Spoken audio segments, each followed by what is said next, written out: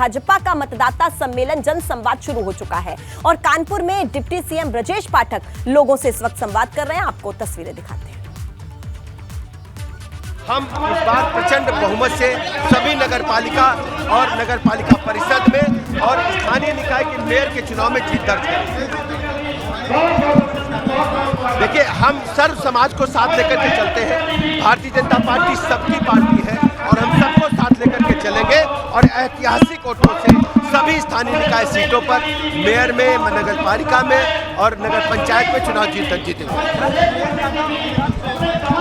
देखिए, आप देख रहे हैं जिस ढंग से जन समर्थन आम जनता का भारतीय जनता पार्टी को मिल रहा है, समाजवादी पार्टी सहित बहुजन समाज पार्टी या कांग्रेस पार्टी, इन लोगों की बहुत बुरी हालत है।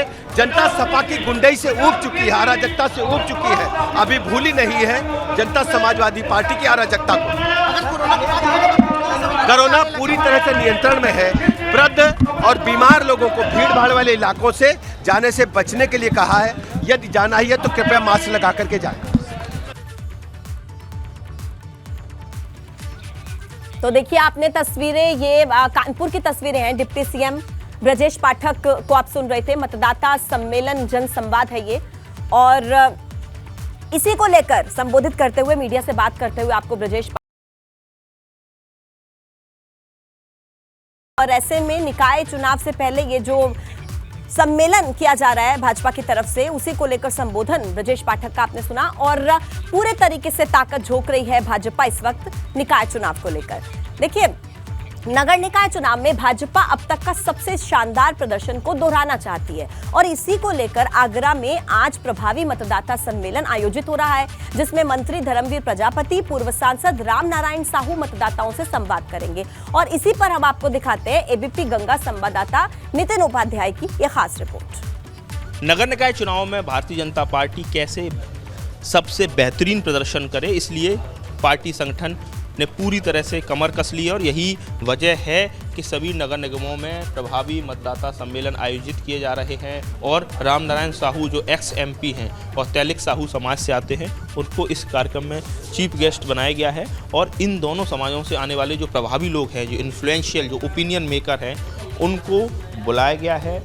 उत्तर प्रदेश के सभी 17 जो नगर निगम हैं, वहाँ इस तरह के कार्यक्रम आयोजित किए जा रहे हैं। अलग अलग समाज के कार्यक्रम इस सम्मेलन के जरिए लगातार देखने को मिलेंगे। पूरी तरह से पार्टी तैयारी कर चुकी है। पिछले बार 2 नगर निगम उनके हाथ से फिसल गए थे, जिसमें मेरठ और अलीगढ़ था, लेकिन इस बार पूरी तरह से क्लीन स्वीप करने की योजना है। इसके साथ ही नगर पालिका और नगर पंचायतों में भी भारतीय जनता पार्टी का सर्वश्रेष्ठ प्रदर्शन रहे, इसके लिए भी बीजेपी जो संगठन है पूरी तरह से एक्टिव नज़र आ रहा है। प्रभावी मतदाता सम्मेलन का कार्यक्रम आगरा के एक निजी होटल में आयोजित हो रहा है, जिसमें 2 बड़े नेता जो ओपिनियन मेकर्स हैं, जो प्रभावी मतदाता हैं, उनको एड्रेस करेंगे।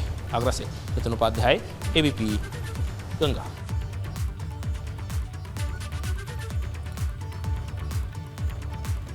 तो कानपुर में भाजपा का मतदाता सम्मेलन जन संवाद, और इसी के जरिए कई बड़े चेहरों को शामिल किया गया है। संवाद चल रहा है और किस तरीके से निकाय चुनाव में जीत हासिल की जाए और बम्पर जीत हासिल की जाए, सभी लोगों का, सभी वर्गों का सहयोग मिल पाए भाजपा को, इसी तैयारी में भारतीय जनता पार्टी इस वक्त जुटी हुई है और पूरी तरीके से ताकत झोंकती हुई नजर भी आ रही है।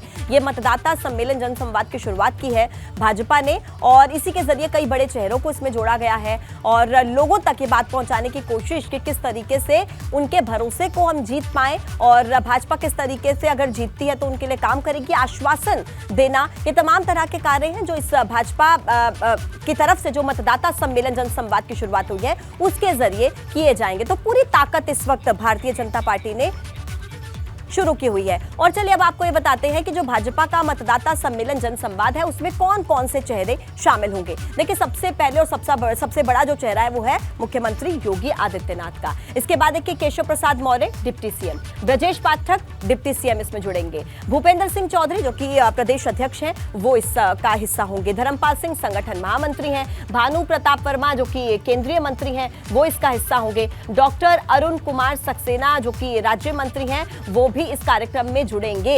इनके अलावा देखिए मंत्री हैं योगेंद्र उपाध्याय, वो भी इस कार्यक्रम का हिस्सा होंगे। साथ ही साथ राम नारायण साहू जो कि पूर्व राज्यसभा सांसद रह चुके हैं, वो इस कार्यक्रम का हिस्सा होंगे। और ये कार्यक्रम कहां पर होगा? झांसी, गोरखपुर, फिरोजाबाद और आगरा में ये कार्यक्रम होगा। तो तमाम बड़े चेहरे हमने आपको बताए जो इस कार्यक्रम का हिस्सा होंगे। मुख्यमंत्री, डिप्टी सीएम दोनों इस कार्यक्रम का हिस्सा होंगे। प्रदेश अध्यक्ष इस कार्यक्रम का हिस्सा होंगे। इनके अलावा संगठन महामंत्री, केंद्रीय मंत्री, राज्य मंत्री जो पूर्व में रह चुके हैं उन्हें भी जोड़ा गया है, राम नारायण साहू को। इनके अलावा मंत्री योगेंद्र उपाध्याय का नाम भी इसमें जोड़ा गया है। कुल मिलाकर झांसी, गोरखपुर, फिरोजाबाद, आगरा में यह कार्यक्रम होना है और भाजपा की पूरी कोशिश यही रहेगी कि लोगों का भरोसा जीत पाए और जीत हासिल कर पाए। और इसी वजह से भाजपा ने पूरी रणनीति के तहत इस कार्यक्रम का आयोजन किया है और कई अलग अलग शहरों में यह कार्यक्रम होना है जिसमें बड़े चेहरों को शामिल किया गया है। अब देखिए आगे बात करते हैं। भोजपुरी अभिनेता समर सिंह को आकांक्षा दुबे आत्महत्या मामले में गाजियाबाद से गिरफ्तार कर लिया गया, जिसके बाद उन्हें वाराणसी लाया गया और इसी पर एबीपी गंगा संवाददाता की रिपोर्ट हम आपको दिखाते हैं।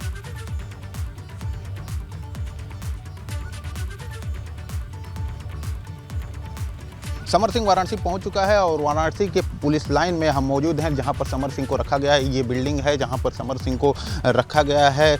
रात में करीब 3 बजे समर सिंह वाराणसी पहुंचा, जिस दौरान जो सूत्रों से जानकारी मिल रही है कि तमाम तरह के सबूत खंगालने का प्रयास पुलिस द्वारा किया गया। समर सिंह से उनकी मोबाइल देखी गई क्योंकि मां लगातार ये आरोप लगा रही थी आकांक्षा दुबे की समर सिंह आकांक्षा दुबे को प्रताड़ित करता था और वीडियो के माध्यम से उनको ब्लैकमेल करने का प्रयास करता था। लिहाजा पुलिस ने मोबाइल खंगालने का काम किया है। इसके साथ ही जो जानकारी मिल रही है, चूंकि आज सेकेंड सैटरडे है लिहाजा कोर्ट बंद है, लेकिन आज समर सिंह को स्पेशल रिमांड मजिस्ट्रेट के सामने पेश किया जाएगा। दोपहर 1 बजे के बाद समर सिंह की पेशी होगी और जो जानकारी मिल रही है कि कोर्ट द्वारा उन्हें जेल भेजा जाएगा और सोमवार को फिर से सीजीएम की कोर्ट में समर सिंह को पेश किया जाएगा। आप देख सकते हैं सुरक्षा के तमाम बंदोबस्त यहाँ पर पुलिस लाइन में किए गए हैं, फोर्स लगाई गई हैं ताकि समर सिंह को अंदर रखा गया है। उसकी रखवाली के लिए देख सकते हैं किस तरह से फोर्स लगाई गई हैं। तो फिलहाल समर सिंह इस बिल्डिंग में मौजूद है और रात में करीब 3 बजे समर सिंह को वाराणसी के पुलिस लाइन में लाया गया है। 1 बजे के बाद समर सिंह की स्पेशल रिमांड कोर्ट में पेशी होगी और पेशी के बाद चूंकि पुलिस रिमांड पर लेने के लिए कोर्ट से मांग करेगी, लेकिन आज सेकेंड सैटरडे है लिहाजा समर सिंह को जेल भेजा जाएगा और सोमवार को फिर से सीजीएम के न्यायालय में पेश किया जाएगा समर सिंह को, जहां पर पुलिस समर सिंह को रिमांड पर लेने की कोर्ट से मांग करेगी। कैमरा विशेष का नवीन पांडे, एबीपी गंगा, वाराणसी।